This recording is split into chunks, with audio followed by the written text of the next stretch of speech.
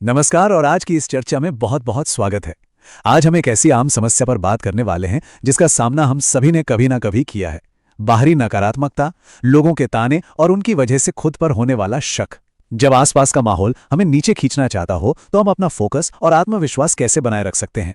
इस विश्लेषण में हम इसी बात की गहराई में जाएंगे, वो भी एक बेहद दिलचस्प कहानी के जरिए। ये कहानी हमें सिखाएगी कि बाहरी शोर को पूरी तरह से कैसे म्यूट किया जा सकता है। चलिए शुरू करते हैं। तो सीधे मुद्दे पर आते हैं। आखिर दूध के एक साधारण से जग ने पूरे गांव के आलोचकों की बोलती कैसे बंद कर दी। सुनने में यह किसी पहेली जैसा लगता है ना? एक आम सा जग और पूरे गांव का शोर शांत। दरअसल ये कोई जादू नहीं है, बल्कि ह्यूमन साइकोलॉजी और फोकस का एक जबरदस्त प्रैक्टिकल उदाहरण है।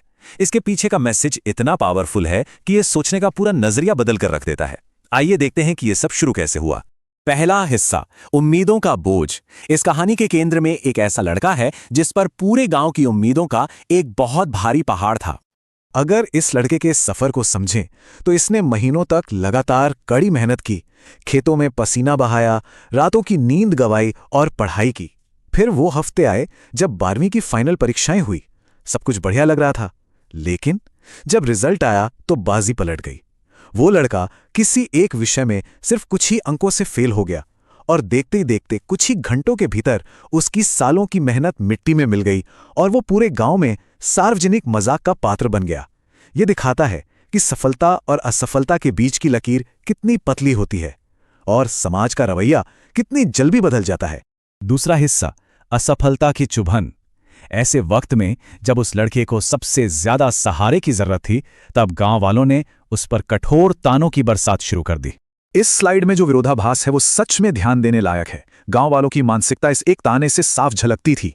लोग कहते थे, देखो, लगता था कि ये हाथी बनेगा पर निकला एक चींटी। ये तुलना इस बात को सामने लाती है कि समाज हमारी क्षमताओं को कैसे जज करता है।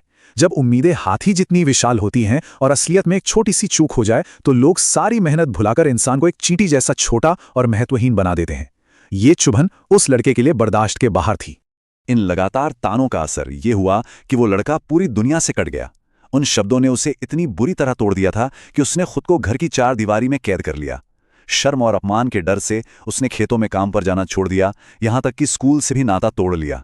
यह सच में बड़ा दुखदाई है कि कैसे बाहरी लोगों की नेगेटिविटी किसी इंसान के आत्मविश्वास को इस हद तक तबाह कर सकती है कि वो दुनिया का सामना करने से ही कतराने लगे।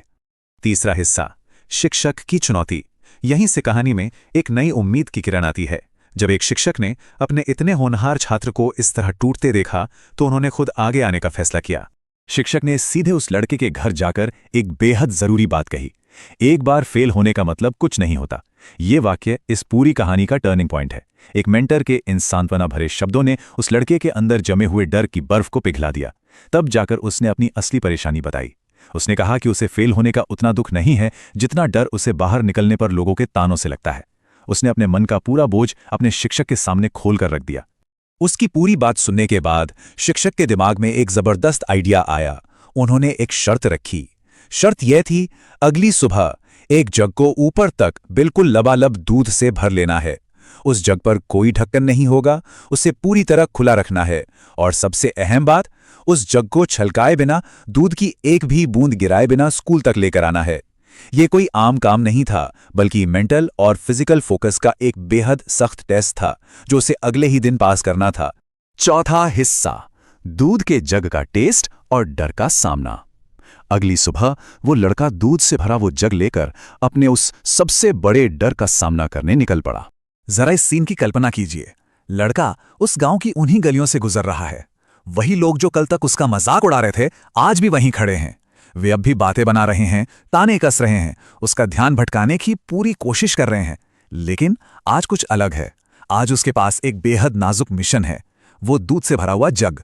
इस बार वो डरा हुआ नहीं है, बल्कि अपने काम में पूरी तरह डूबा हुआ है। गांव के उस शोर शराबे के बीच से चलते हुए उसके अंदर एक कमाल का बदलाव आ चुका था। और यही चीज हमें समझाती है कि असल में फोकस होता क्या है। फोकस सिर्फ ध्यान लगाना नहीं है, ये एक डिलिबरेट मैकेनिज्म है, एक जानबूझकर किया गया तरीका जिसमें हम अपनी सारी मानसिक और शारीरिक ऊर्जा को सिर्फ एक ही सबसे जरूरी लक्ष्य पर लगा देते हैं। और कमाल की बात यह है कि जब हम ऐसा करते हैं तो आसपास की सारी नेगेटिविटी खुद ब खुद फिल्टर आउट हो जाती है। उस लड़के के साथ भी ठीक यही साइकोलॉजिकल फिनोमिनन हो रहा था। दूध को गिरने से बचाने के लिए उससे जिस एक्सट्रीम लेवल की एकाग्रता चाहिए थी, उसने गांव वालों के शोर को अपने आप उसके दिमाग तक पहुंचने ही नहीं दिया। 5वां हिस्सा, सबसे बड़ा सबक। आखिरकार जब वो लड़का बिना एक भी बूंद दूध गिराए स्कूल पहुंच गया तो उसके शिक्षक ने एक बड़ा ही दिलचस्प सवाल पूछा। उन्होंने पूछा कि क्या रास्ते में आते वक्त उसे लोगों की कोई भी कड़वी बात सुनाई दी। जवाब ना में था। तो सबसे क्रूशियल पॉइंट यह है जो उसके शिक्षक ने उसे समझाया, जब फोकस पूरी तरह लक्ष्य पर होता है तो दुनिया का शोर हम तक पहुंचता ही नहीं। ये कोई मैजिक ट्रिक नहीं है, हमारा दिमाग काम ही ऐसे करता है। जब हम अपने गोल के प्रति इतने इंटेंसली डेडिकेटेड हो जाते हैं, जैसे वो लड़का उस दूध के जग के प्रति था, तो हमें आलोचकों को इग्नोर करना सीखना नहीं पड़ता, वो अपने आप हो जाता है। क्रिटिक्स को चुप कराने का सबसे अच्छा तरीका उन्हें जवाब देना नहीं है, बल्कि अपने मकसद में इतना खो जाना है कि उनकी आवाजें बिल्कुल बेअसर हो जाएं। 6वां हिस्सा, फोकस की डिस्ट्रैक्शन पर जीत। अब आइए इस थ्योरी को रियल लाइफ में उतारते हैं और देखते हैं कि असली जीवन की चुनौतियों में हम इस फिलॉसफी को कैसे अप्लाई कर सकते हैं।